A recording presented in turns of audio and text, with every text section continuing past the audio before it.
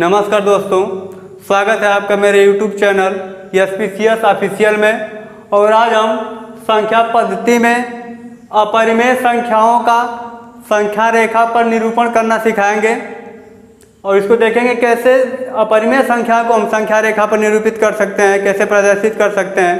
वैसे तो परिमेय संख्याओं को हम संख्या रेखा पर बहुत ही आसानी से कर सकते हैं, लेकिन अपरिमेय संख्याओं को जब दिखाना होता है थोड़ा कठिनाई होती है और देखेंगे इसको हम कैसे करेंगे। चलिए आज की वीडियो में यही हमें देखना है। तो ऐसे कुछ हम ले रहे हैं परिमेय संख्याओं को, जैसे कड़ी में 2,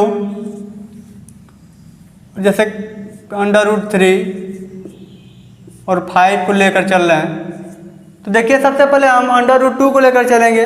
सबसे पहले हम संख्या रेखा को बनाएंगे और यहाँ पे मूल बिंदु आप ओरिजिन पॉइंट 0 ले लेंगे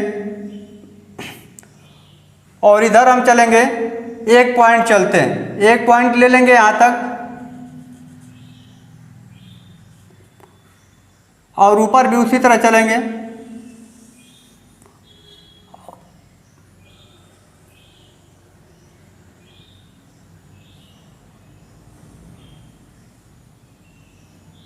जब मैंने इसको 1 लिया तो ये भी आपका 1 ही होगा और ये भी 1 होगा और ये भी 1 होगा और आपका ये बन जाता है वर्ग। जब वर्ग बन जाता है तो हम पाइथागोरस प्रमेय से इसको निकाल लेंगे और आगे जब पाइथागोरस प्रमेय से निकालेंगे तो आगे हम इसको मूल बिंदु को केंद्र मानकर यहाँ पे चाप लगा के आगे जब ऐसे रखेंगे, मैं तो आज से बता रहा हूँ, आगे जब ऐसे रखेंगे जब ये रेखा को जहाँ काटेगी वहीं पे आपको वो संख्या निरूपित हो जाएगी। तो देखिए हम कैसे करेंगे।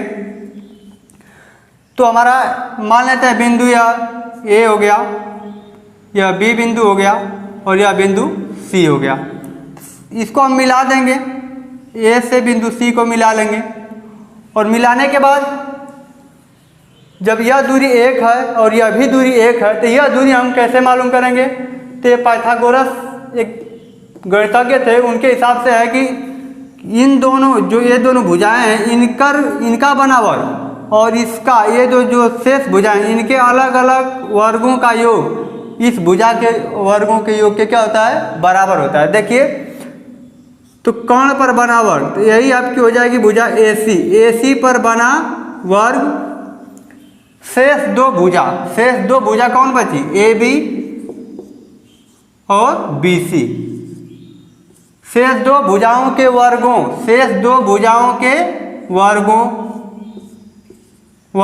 के योग की क्या होती है, बराबर होती है। मैंने उसी तरह कर दिया।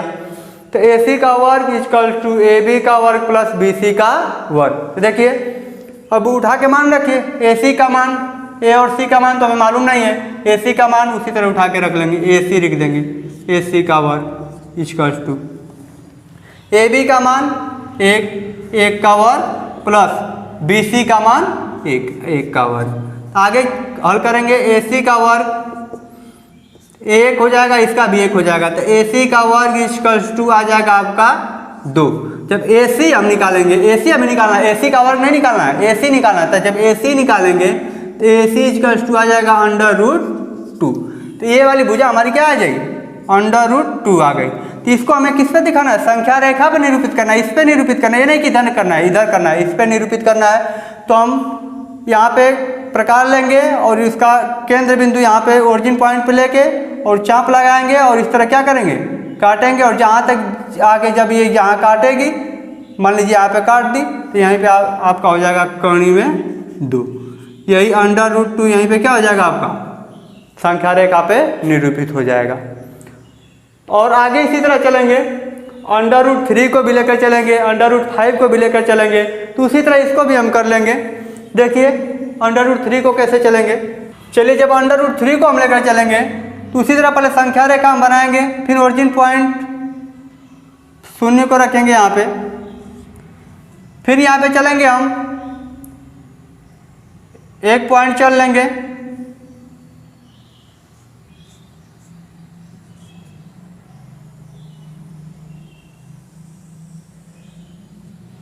और यहाँ पे हम रखेंगे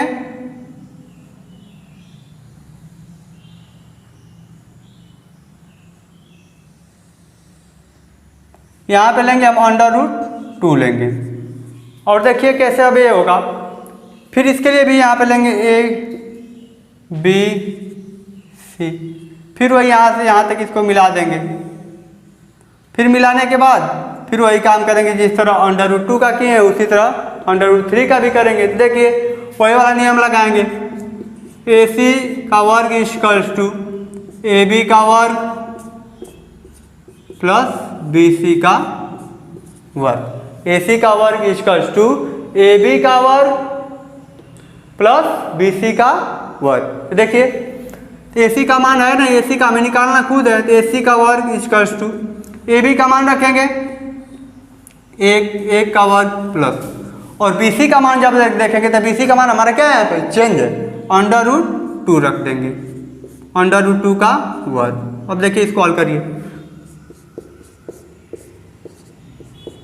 इसका 1 प्लस, जब इसको करेंगे ये 2 से इसकी कड़ी समाप्त हो जाएगी तो आ जाएगा 2, तो AC का वर्ग इक्वल्स टू 3। जब AC हम निकालेंगे AC इक्वल टू आ जाएगा √3, तो यही AC का मान पूरा यहाँ से लेकर यहाँ तक क्या आ गया, √3 आ गया।